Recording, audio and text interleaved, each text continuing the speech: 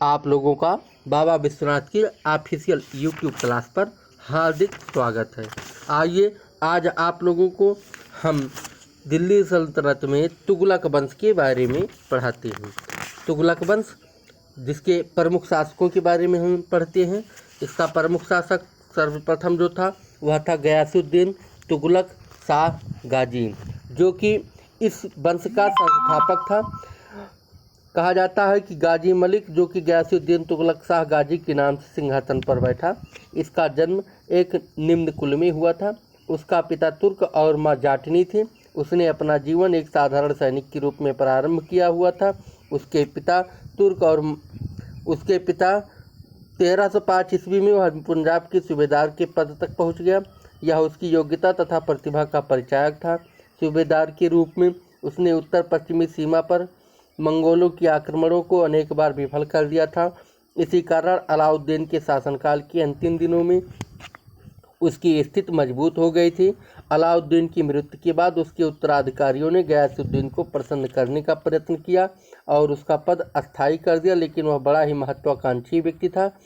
उसने खुसरो के विरुद्ध विद्रोह संगठित किया और अंत में खुसरो को पराजित किया तथा उसे मार डाला और स्वयं 8 सितंबर 1320 ईस्वी को बटसोरी के राजभवन में राज सिंहासन पर आरूढ़ हुआ। और उसकी मृत्यु के बारे में कहा जाता है कि जब वह बंगाल की विजय के बाद अपनी राजधानी तुगलकाबाद लौट रहा था, तो उसके पुत्र जूना खान ने अपने पिता के स्वागत करने के लिए राजधानी से 7-8 मील की दूरी पर अफगानपुर के निकट एक लकड़ी का सुंदर महल बनवाया और यह निश्चित किया कि सर्वप्रथम सुल्तान को इसी महल में ठहराया जाए तथा दूसरे दिन सज-धज के साथ राजधानी में प्रवेश कराया जाए। सुल्तान के पहुंचते ही उनका भव्य स्वागत किया और उसे लकड़ी के महल में ठहराया गया। जब वह भोजन कर चुका तो उसी को थोड़े ही समय बाद महल की छत टूटकर उसके ऊपर गिर गई और उसकी जीवन लीला समाप्त हो गई। कुछ इतिहासकारों का मत है कि सुल्तान के पुत्र जूना खान ने दिल्ली की गद्दी हड़पने के लिए यह षड्यंत्र रचा था। महल को इस ढंग का बनवाया गया था कि उसकी छत स्पर्श करने से ही गिर सकती थी। यह मत इब्न बतूता के कथन पर आधारित है, इसलिए इसे विश्वसनीय माना जा सकता है।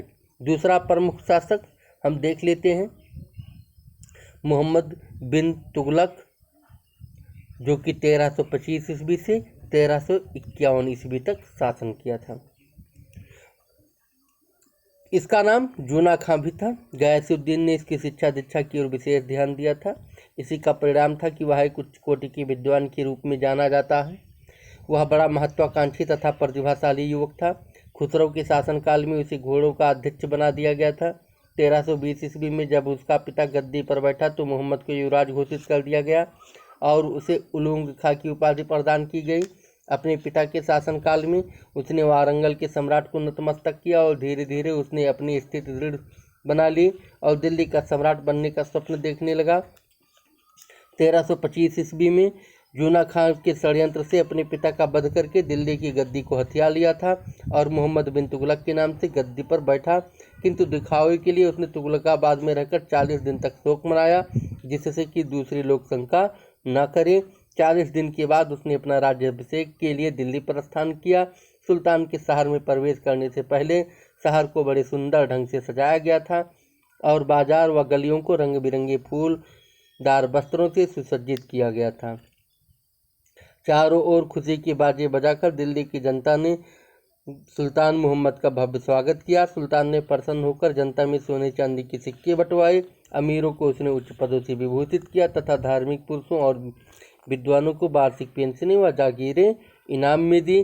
सुल्तान की इस उदारता से जनता प्रसन्न हो गई और उसने सुल्तान के राज्यारोहण का पूर्ण समर्थन किया।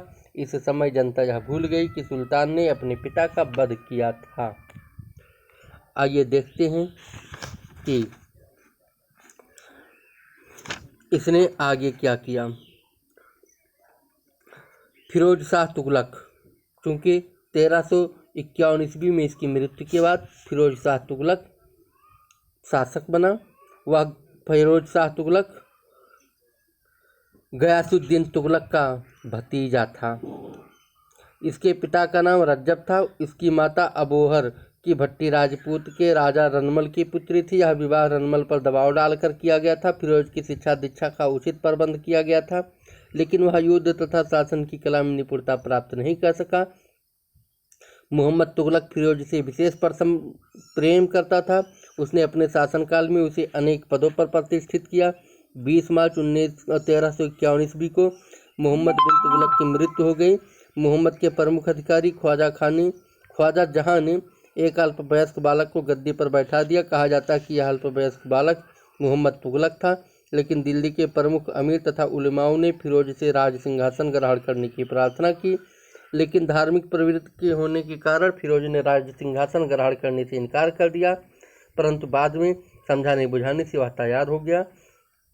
जैसे ही उसने दिल्ली में प्रवेश किया, ख्वाजा जहां ने उसके सामने आत्मसमर्पण कर दिया और फिरोज से उसने क्षमा याचना की। फिरोज ने उसे क्षमा कर दिया। इस प्रकार फिरोज ने अगस्त 1351 में निर्विरोध राज सिंहासन प्राप्त किया।